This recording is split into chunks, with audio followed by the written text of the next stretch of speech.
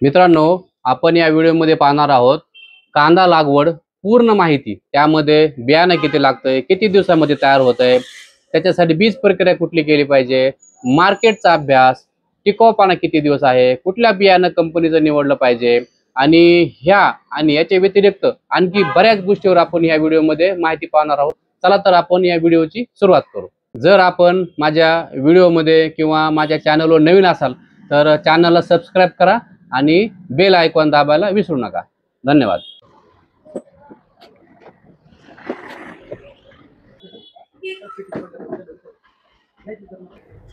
नमस्कार, मी विष्णू तांदळे, नवगण सीड्स बीड या चॅनलमध्ये आपल्या सर्वांचं स्वागत आहे।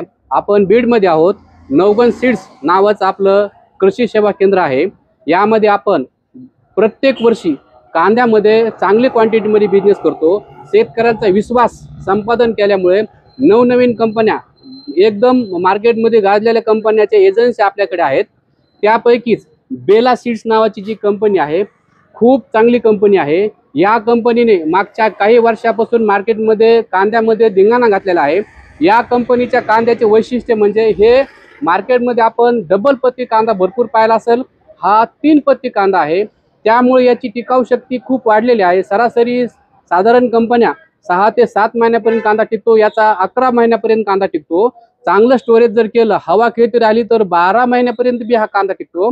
कांद्यामध्ये ज्यावेळेस तुम्ही कुठलं बियाणं तयार करता त्यावेळेस त्याची काळजी कशी घेतली पाहिजे, ट्रायकोडर्मा किंवा सुडोमोनास आहे ते जिथं तुम्ही रोप तयार करणार आहात त्या ठिकाणी तो अंतरून दिला पाहिजे आणि त्याच्यावर बियाणं टाकलं पाहिजे। तर ह्या कंपनीनं याच्या आतमध्ये एक पाऊच दिलेला आहे, तर ते पाऊच आपण बाहेर काढायचं, त्याच्यामध्ये एक कपभर पाणी टाकायचं, त्या कपामध्ये ते औषधी ते दिलेलं त्याच्यासोबत बुरशीनाशक किंवा त्याने जे बी दिलं आहे ते त्याच्यामध्ये मिक्स करायचं।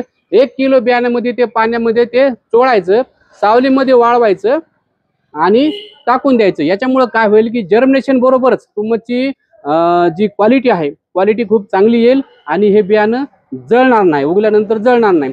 ज्यावेळेस 40 दिवसानंतर हे रोप तयार होईल, 40 दिवसानंतर उपटून लावायच्या वेळेस बुरशीनाशकाचं पाणी तयार करून जर त्याच्यामध्ये मुळ्या बुडवून जर लावलं तर कुठलंही कांद्याचं बियाणं आणखी पुढं प्रतिकारशक्ती त्याची वाढण्यासाठी मदत होते। तर हे जे बेलाचं बियाणं आहे, 1 एकरसाठी 2.5 किलो बियाणं कंपनी रिकमेंड करते, किंवा डायरेक्ट जर लावलं म्हणजे डायरेक्ट जर शिंपडलं तर 3 किलो बियाणं 1 एकरसाठी लागते। याचा तयार होण्याचा कालावधी रोप तयार केल्यानंतर जर लावलं तर 110 दिवसामध्ये तयार होते आणि जर डायरेक्ट फेकलं तर 150 दिवसामध्ये तयार होते। तर अशी ही जी कंपनी आहे ही बेला सीड्स नावाची कंपनी आहे।